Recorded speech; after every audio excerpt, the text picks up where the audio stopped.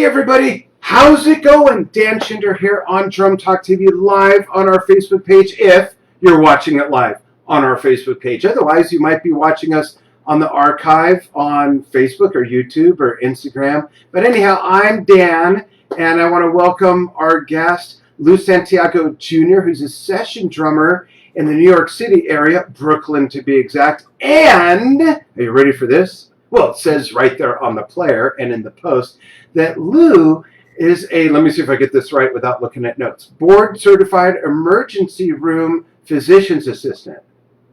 Physician assistant. Assistant, right. No apostrophe S. I don't belong to any physician. I think I might have goofed that on the player. But, folks, chime in. Tell us where you're watching from. We'll even take a few questions. And Lou's been a fan of Drum Talk TV for a while. I've been a fan of his drumming for a while. And we both thought this would be a good opportunity to talk about drumming, talk about session life, and he gigs live as well. And with his experience on the front lines of COVID-19 in New York, one of the epicenters of the world, we will talk a bit about that. I think we have to, given his position and experience. However, we are going to stay away from anything political, so please try not to incite any border skirmishes in the comments, folks. And speaking on that note, I hope you're all well, feeling good, and doing the right thing. And I know there's some debate about that. But Lou, how's it going, man? It's going good. It's going good.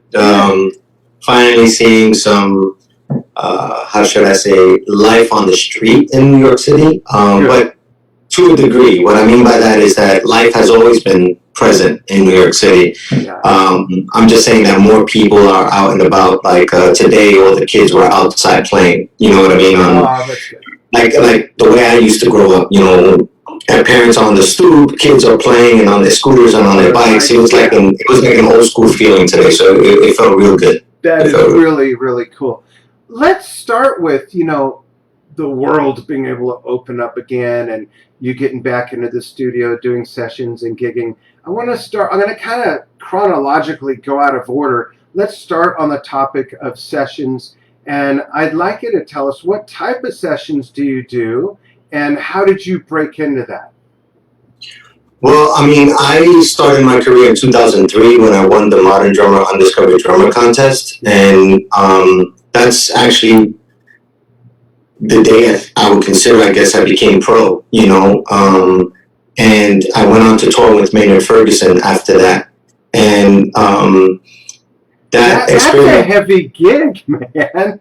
That was my first professional gig. I was a student at the Collective, and I won the Undiscovered Drummer contest. And an opportunity came up where I was asked to play drums for the Afro-Cuban Jazz Project with Dave Samuels. There was an interest in Tom Scott looking for a new drummer, at least, adding a drummer to his rotation, and then Maynard Ferguson.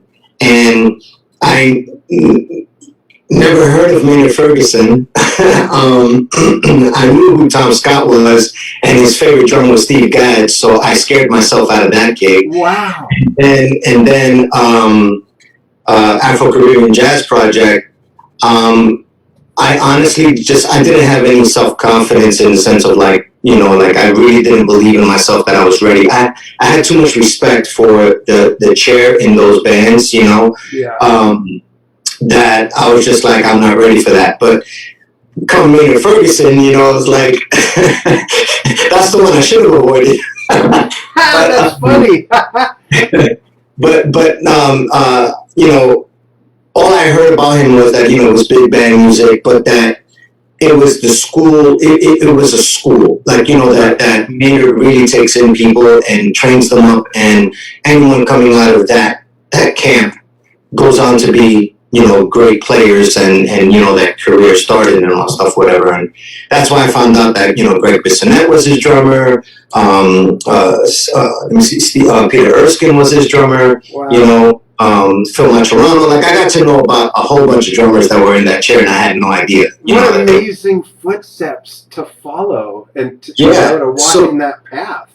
So what ended up happening is that I've been self-taught up until that point until I went to the Collective, and I mainly learned how to play drums in church.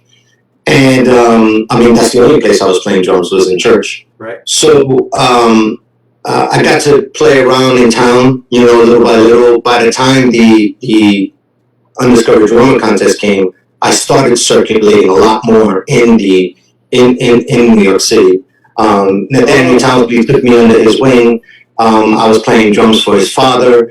Ron Long, who was the bass player in the trio and that DVD. That's where we really got connected. Ron Long took me and also put me under his wing, and I started playing gigs, you know, with him. And oddly enough, this is a funny story. One day I saw Nathaniel Townsley playing with Richard Bona. And I went up to him and I saw him twice. And then on the third time, I was the drum tech for Enegro Hernandez. Oh. And so I was teching for him in the Blue Note. And Nathaniel was there. And we saw each other. And I told him, I said, someday, when we finally get to introduce each other, you know, we shake hands. And I tell him, I'm the gentleman that's going to get the phone call whenever you say you can't make the gig. You know, and that's the way I introduced myself to him. Yeah, how did he respond? And he loved it because he knew I was that was my goal. Like that's what I was aiming for. But you weren't just BSing some stuff out there. Right. He also knew that I was a good-hearted person in the sense that he knew it was just a fun jab, like just like a New Yorker thing. You know what I mean? And since that day, you know, when he saw me on stage at the Modern Drummer Festival, it was one of those things where I gave another jab again. I said, I told you, you know, and then we just formed a great bond from there, you know. So when I did the Maynard Ferguson gig, I didn't know how to read. You know, like the reading that I had was only 5 months under my belt, you know. Wow. And so everything was, so I told the road manager, you know, when we had the manager, when we had a conversation on stuff, Johnny Rad recommended me for the gig. Oh. And so what ended up transpiring was I asked them, I said, can you please send me the charts ahead of time, you know, charts ahead of time with the music so they sent me a stack of CDs. I had 15 charts. And I can read, it's just I can't read fast, you know, like I was able to mark where the chart, you know, here's this figure, here's that, whatever it is, this setup, you know, for this 8 note, you know, here are these 2 16th notes here with the trumpet jabs. And I get to the rehearsal in California, and the band leader says, hey, boss removed these 12 songs, these are the 12 new songs, we're only going to play with these 3 songs. And I was like, yo, I don't read, bro. You know, and I mean, if you got the songs, I can memorize them because that's something that was amazing. And you know, playing drums in church, you learned everything by ear. Like you down in the tempo, you listened out to where the phrases were, and then boom, that's it. You memorized the song. Yeah. You know, and I grew up like that. Like even though I can read music. Well, I'm rusty now because I haven't had to for so long. But even when I was reading music, I learned everything I loved by ear, and I still do. So I totally get that. And sometimes you fall into a comfort zone and even forget that, I might need to read for something, you know, let alone sight read, you know. Right, and that's something that I've been working on vigorously actually the last three weeks is increasing the tempo on reading. Not so much reading because I know how to read. It's increasing the tempo, you know. And what ended up happening was I combined, you know, my church experience as a drummer with my Navy experience as a cryptologist, being able to decipher stuff, and it happened even that much faster, you know. Yeah. So, needless to say, we ended up getting a gig with Diane Shore and Arturo Sandoval. During rehearsal, the band hated me, but from day one, when the show started, the tour started,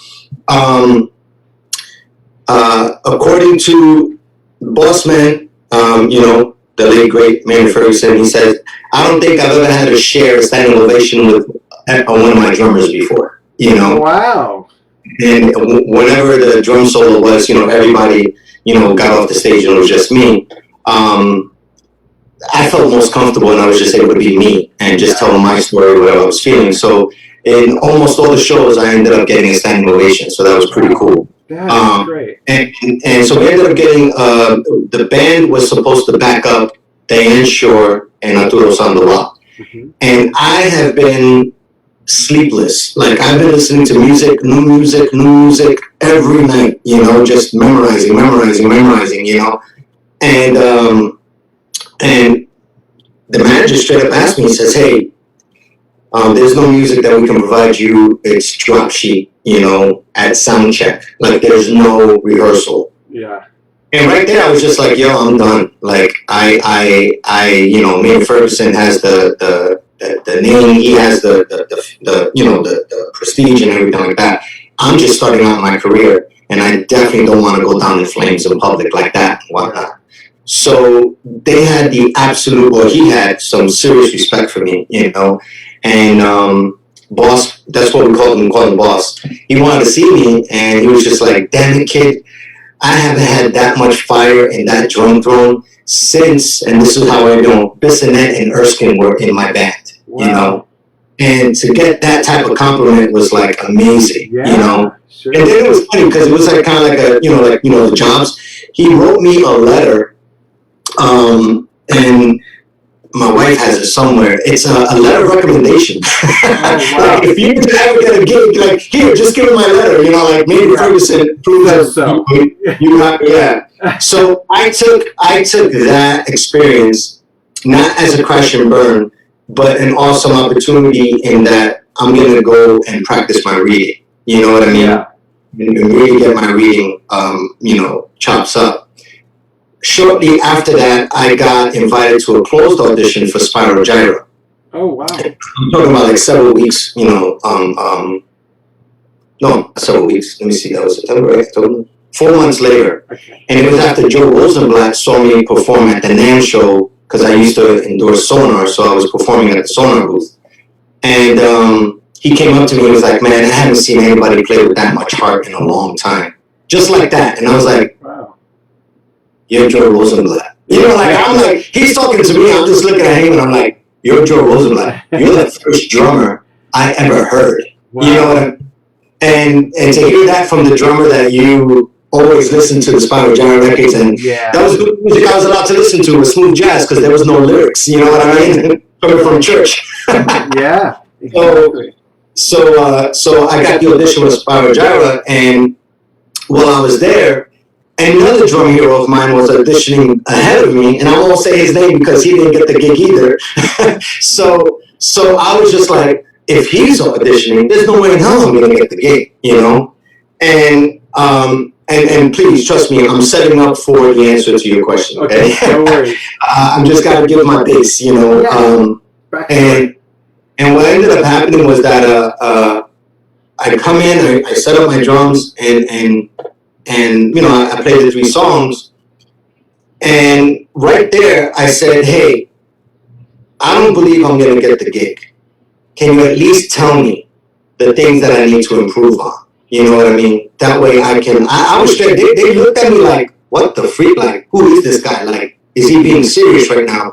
Because no ego. Like, I didn't care. I care to be better. I don't care about not being accepted. You know, that day will come. Right. You know, whoever wants to hire me, you know, that's the day that comes, is when you're hired, you know. Exactly. And they were like, dude, you were on time. It's just you were in front of it. And I was like, well, I've just been pushing the band, you know, in big band, you know what I mean? Where you're always pushing that meter, you know? So, and also in Latin music, you know, it's kind of like, you know, like right there pushing, you know? He said, you know, we just need you to be on the back burner of the quarter note. And then from that point on, I worked on my reading with the metronome since then, ever since, you know. And one of the things that I was really blessed with in a career, and doing session work and playing live, is that's always been telling me, like, dang, you're like a machine, bro. You know, like just spot on. And those experiences is what led me to be trusted to work. You know, those experiences are what set the foundation for me to know what to work on, what to concentrate on. Right. And I literally, those experiences coupled with being Billy Ward's, I was also Billy Ward's assistant for a few weeks. That he needed an assistant when Big Time DVD came out. Yeah. You remember that DVD? Of course. Yeah. So he was in and out on playing shows. Someone needed to oversee the studio, you know, make sure that the mail and all that stuff and whatnot. So I got blessed to have that gig, and we just formed an amazing relationship. You know, I see him as a mentor, as a big brother for sure. My gosh, who wouldn't want to have somebody like that as your mentor? Yeah. And he told me straight up, he's like, Lou, there's one thing I don't want you to follow. It's up to you, but I think that you would fall victim to getting caught up in the celebrityism within the drumming community. You are a drummer, you are a musician. To be playing with musicians, not entertaining other drummers. Right. And that was like, you know, like for me, you know, 26 years old, and it was like, you know, mind blown. You know what I mean? Yeah. And just shortly after that, Vinny Colaiuta came out on Modern Drummer magazine, you know, on the cover, and had an article. And at this time, you know, I was well known for my multi-pedal stuff, my independence, you know. I had brought out to light the cascara clave combination with one limb, playing two pedals and soloing all that stuff and whatnot. I'll probably spaz out my leg or whatnot. And so Vinny was saying, you know, I don't have to learn clave on my left foot because everybody's playing clave.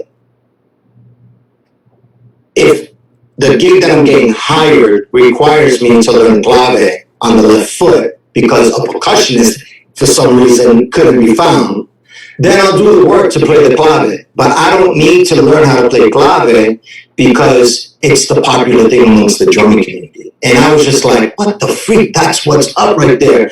I heard Billy just say this. Within several days, Vinny comes out with the article, and I was just like, so that day, from that point forward, I stopped developing more stuff with the cascara clave. It was just something for me to do, and something that I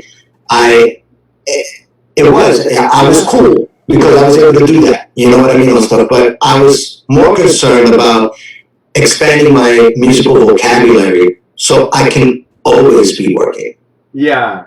I didn't want to be in this pigeonhole where the only thing I'm working is clinic circuits. You know, right. Thank God I didn't go down that time because clinic circuits are like almost non-existent. You know, right. You know, these days.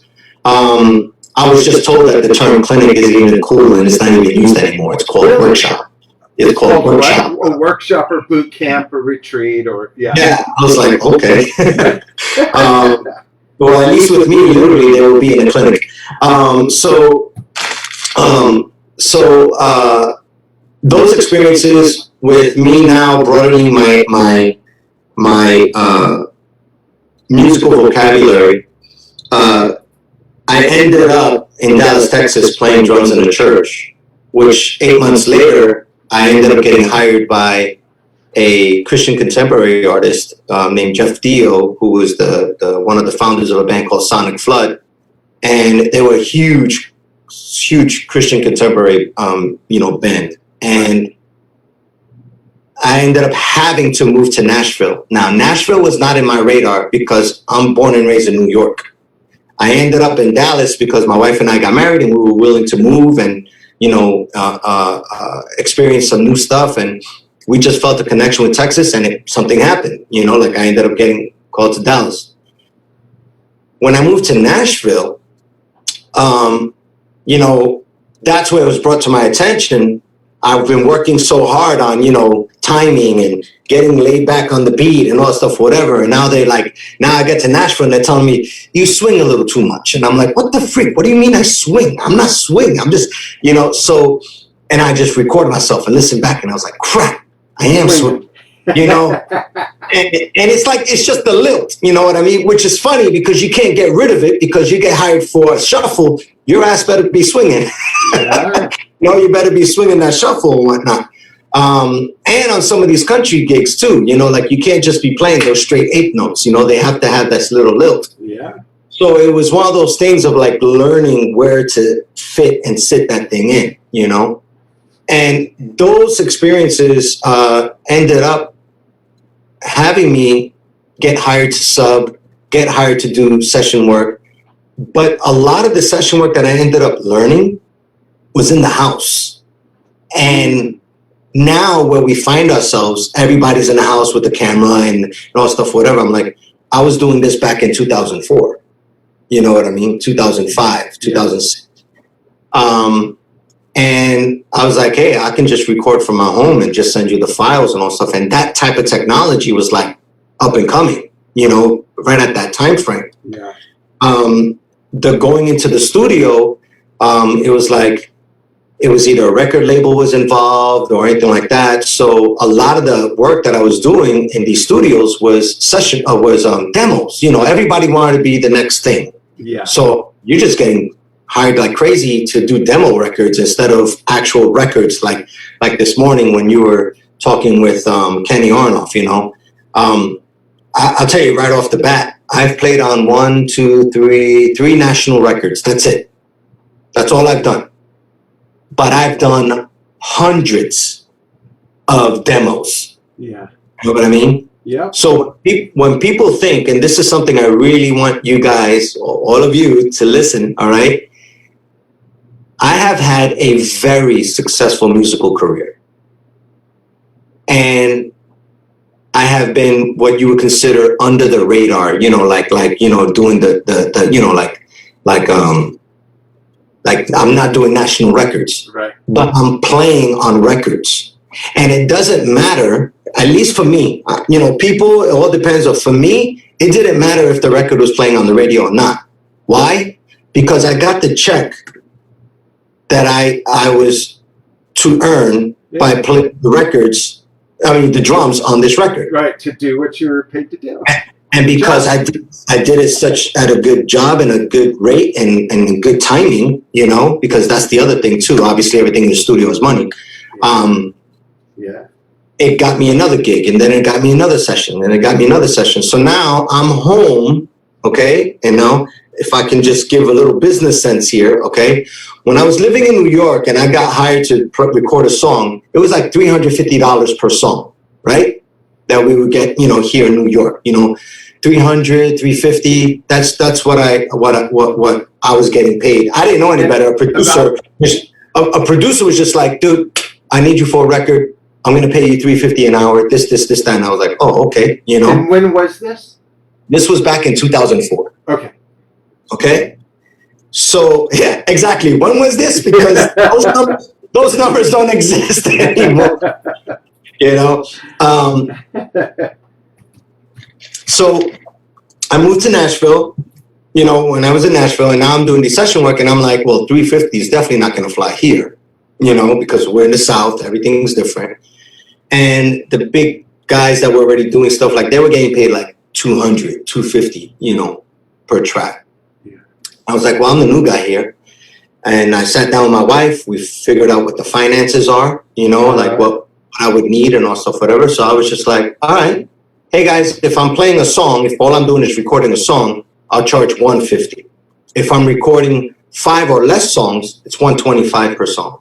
If I'm recording the whole album, I'll charge $100 a track, Cool. And now this is me going into the studio, right? Right. And then forget about it. My phone was ringing, this, that. Now, remember, I have a full-time gig. I'm touring with this world-renowned worship, a singer, leader. And I'm tracking records when I'm home, okay? So now this is what I want to drive you guys to think about, all right? Because I really do want you to know that you can be a professional musician who may never ever be recognized and have a very successful musical career, that you can raise your children, have property, and all that stuff. Doing all right? what you love. Doing what you love. All right. Before anybody says this, real quick, I want to put this disclaimer. The market does not dictate what I have to charge. Right. I'm going to repeat this again. The market does not dictate what I have to charge, because the market didn't care to get to know me. The market doesn't even care for me. The market wants to keep whatever it's going. Okay. You're the one trying to break in, right? Or don't even bother breaking in. You don't care about me. You don't know who I am. I'm my own businessman. I'm my own, representative. So therefore, I am going to charge what my family needs. Yeah. And because there's no greediness in myself and in my nature, I don't need to have like XYZ house or this, car and whatnot. I can afford to charge whatever I want. So it's not a thing, because this is something different, that you're undercutting so you can get somebody else's work. Right. It's you are being true to your value and what you bring, so that way you can maintain something for yourself. Yeah. So when I was in Nashville and I started doing that, I had guys actually come up to me saying, dude, you're hurting the business, and I'm like, how? I'm not doing anything.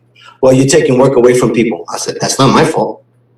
Yeah. That's not my fault, And I'm telling you, this is a vivid conversation. I had two guys, right, who I applaud their audacity, and their feeling that they needed to come and speak to me and represent whatever, invisible group that they were talking about and whatnot, amongst the Christian circle, and stuff like that, saying, dude, it's kind of like I'm the new guy and I'm trying to undercut people so I can get noticed. And I'm like, no, I see what you just drove over here with. I didn't ask you to buy that car. Right. You have to charge whatever you have to charge to make sure you keep up those payments or whatever and everything. I'm driving that. And I live in that house that I bought, that I own. And everything that I charge, make sure that I keep to have this and get to still be sheltered in there. That's it, Yeah. And that was like the notion for me, that I was like, okay, not that I arrived. It was more like, you're going to have to keep standing up and representing yourself.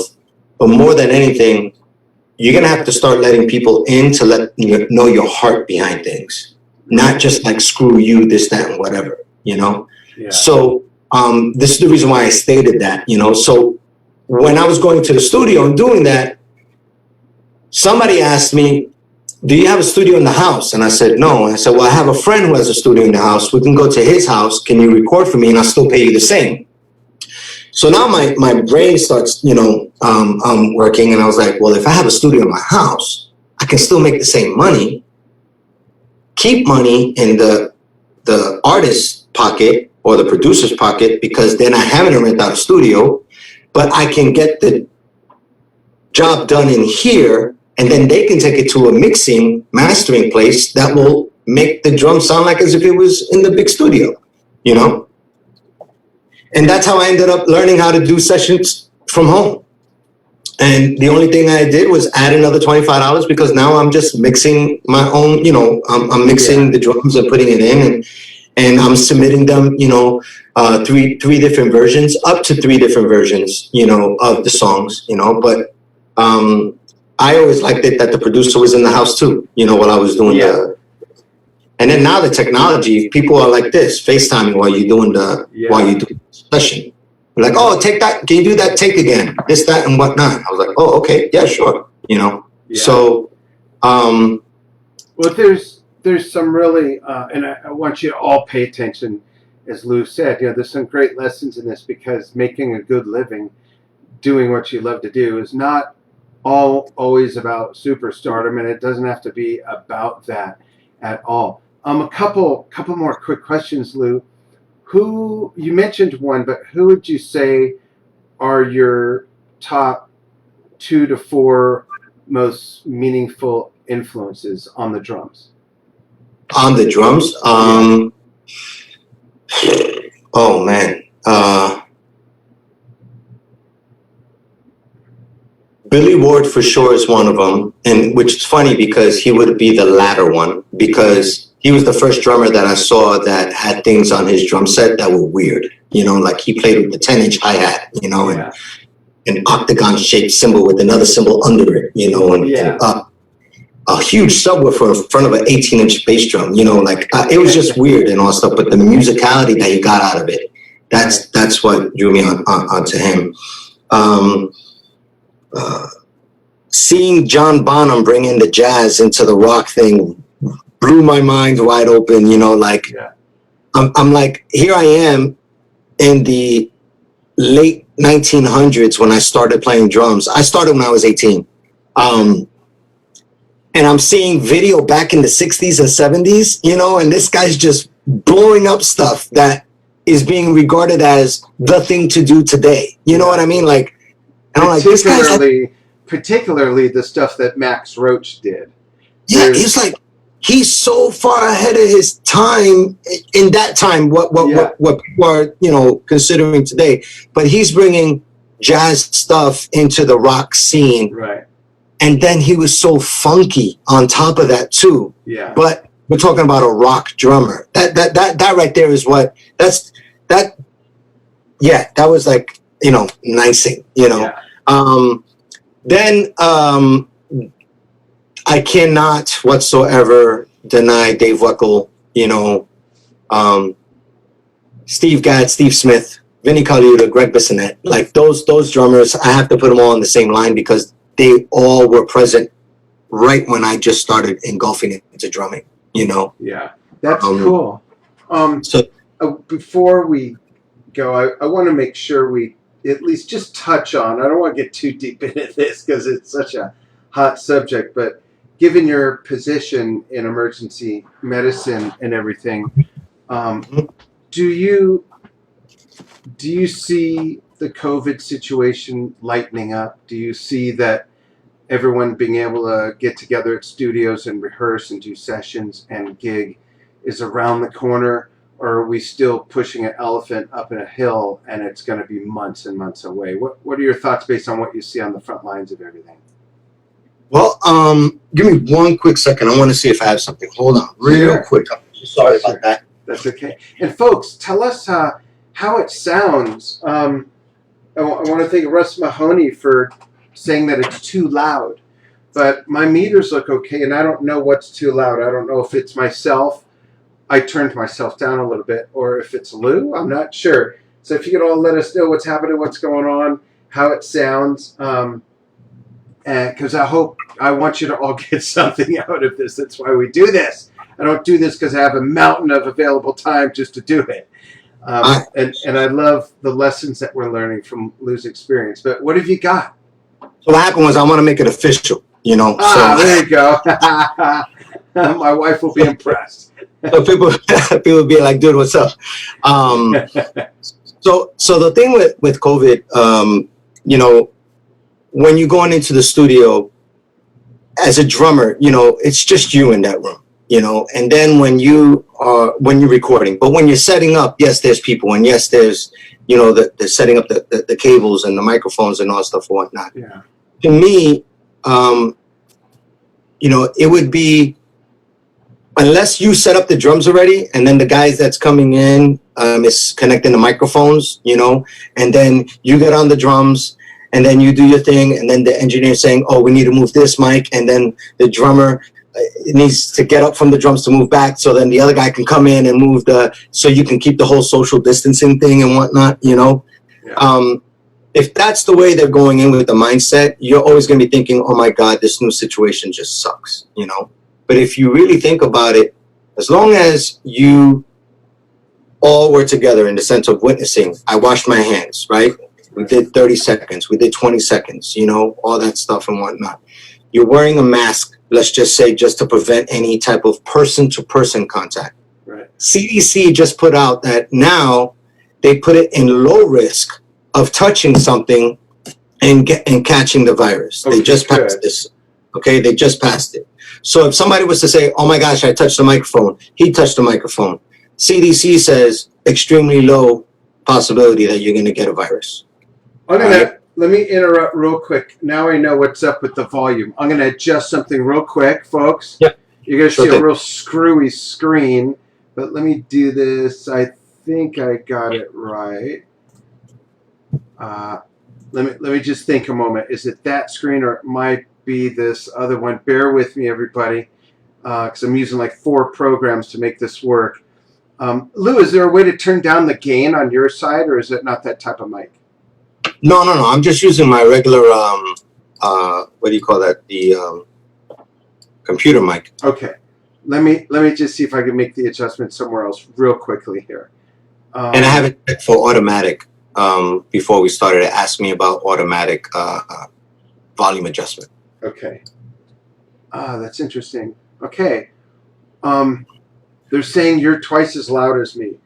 And I just want to make sure people stay with us. So thanks for staying with us, everybody. I got my monitor over here.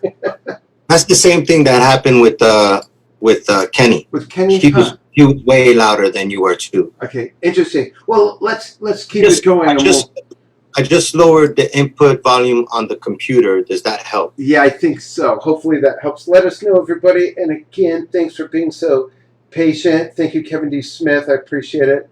Mr. Switch Kick. And Thomas Lopez says, Duro! Thanks, everybody. Okay, we'll keep it moving. Okay. I'm sorry, I didn't mean to interrupt, but I just... No, you're fine. You're fine. So what happened is that, like I said, CDC passed out that you cannot contaminate yourself with the virus. They put it down as low risk, in touching something the recording engineer touched the mixer. Now you touch the mixer, and now everybody said, "Oh my gosh, do I have corona? This, that, whatever." CDC just put out that's very low transmission. Okay, good. The transmission is mainly seen from person to person. So now we're talking about droplets, coughing, sneezing, touching your eyes, your nose, your mouth. Don't forget burping and farting. And then touching it. No farting. And definitely.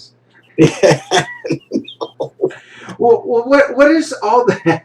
What does all this mean for gigging? Do you see us being able to gig soon, or is that like months away? Well, and I know this is just a guess. It's kind of hard. It's kind of hard to answer that without getting into murky waters. In a sense. We can avoid that then. Because the thing is that as a professional, as a medical professional, you know what I mean? That I spent the last 8 years studying science, and to know how these things work. Right. To where we're at now. We've, it's the same. You know what I mean? It really is. And I know it may seem a bit bold, maybe some would say obnoxious to say, or this, that, whatever, but when you're the one who's the provider, the medical provider who is providing care and understands the scope of these things, it's no different than meaning the transmission, no different than, like the flu. And everybody's saying like, oh, wait, no, the flu's different, this, that, whatever. It's just saying that when let's say you want to go to a concert, right? Everybody want to go to a concert and you're wearing appropriate mask. You know what I mean? Yeah. There's no reason why you shouldn't be able to attend the concert if you're doing it. Yeah. I think that a lot of people aren't going to do that, but I would definitely... I know, because the thing is, you go to a concert, you want to be able to just woohoo and do all your stuff and everything like that. That, my friend, that I believe, that aspect of concert going or that behavior in concerts or shows or anything, I think we're going to see a shift in that, unfortunately. Yeah.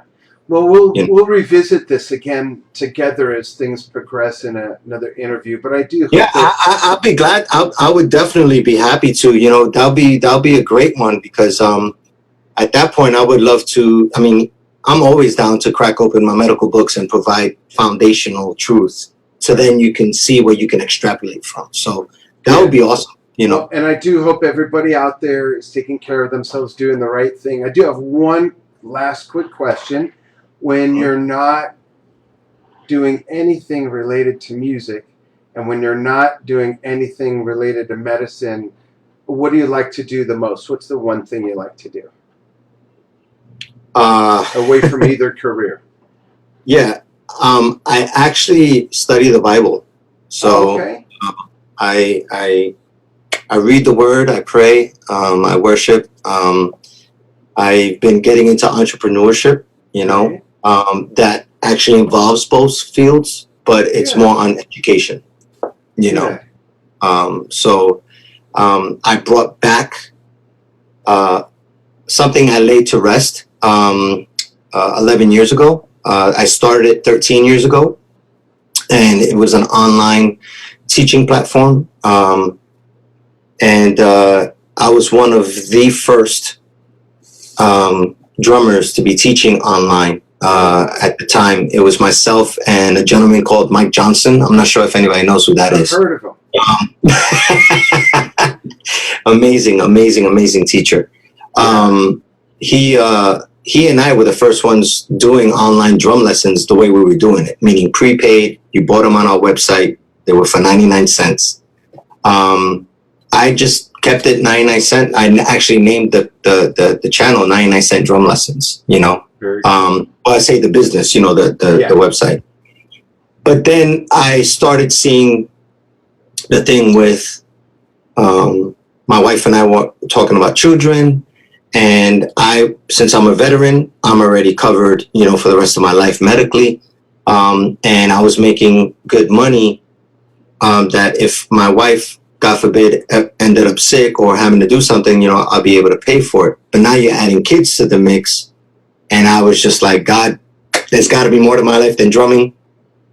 And life is going great. But if we want to add kids, I want to be a present dad. Because to make that good money, I was gone 230 days out of the year, Yeah. And you bring kids in the mix, I'm going to have to be gone more. And even if I'm doing studio session work in the house, I'm still gone from the family because I'm in the studio, I didn't want to live that life. And that's how medicine came in. But seeing the lack of medical insurance and capability of people in the arts, the artist, the musician, the dancer, anybody in arts, it's the highest uninsured community when it comes to the medical insurance. Right. I don't know. I just felt like this burden, and healthcare and medicine just took over me. And you're talking about a high school dropout who had like a 2.1, if anything, GPA in high school.